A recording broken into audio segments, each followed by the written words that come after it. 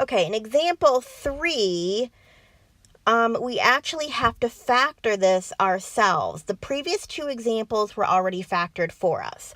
So when we factor this, I see 4 terms here, so I think grouping.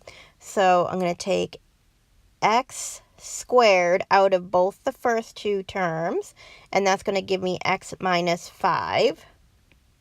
And I know that I have an x, I know that I have to have an x minus 5 over here as well for this to work. So I want to figure out what do I put in front here so that when I multiply it by x minus 5, I get negative x plus 5, and that would be a negative 1. So if I take x squared times x minus 5, that gives me the x cubed minus 5x. And if I take the negative 1 times x minus 5, that gives me the minus x plus 5.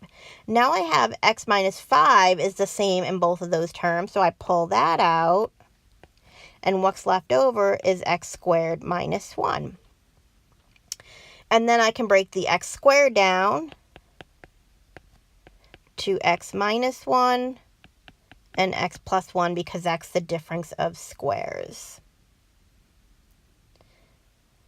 Okay, so let's put this all together. We don't have any unusually large numbers here, so I can go ahead and just scale it by 1.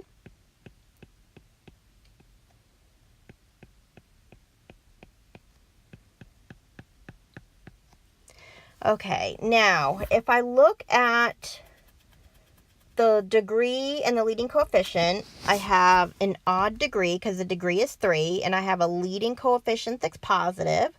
So I know my arrows are going to go in the third and the first quadrant.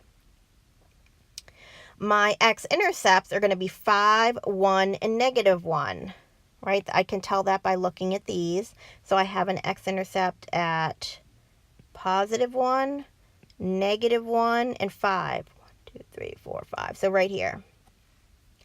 Now they all have a multiplicity of 1. They're all an x-intercept just one time. So when I draw this, it's just going to cut and slice straight through the graph without doing any touches and turns or any swirly moves through over the graph.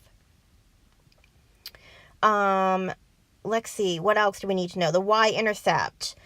If I plug in 0 for x, I am going to get positive 5. So my y-intercept is going to be at positive 5. 1, 2, 3, 4. So it's going to cross up here. Okay, so let's see. Since I have arrows in the third and the first quadrant, I'm going to start here. And every time I cut through an x-intercept, it's going to slice straight through the x-axis.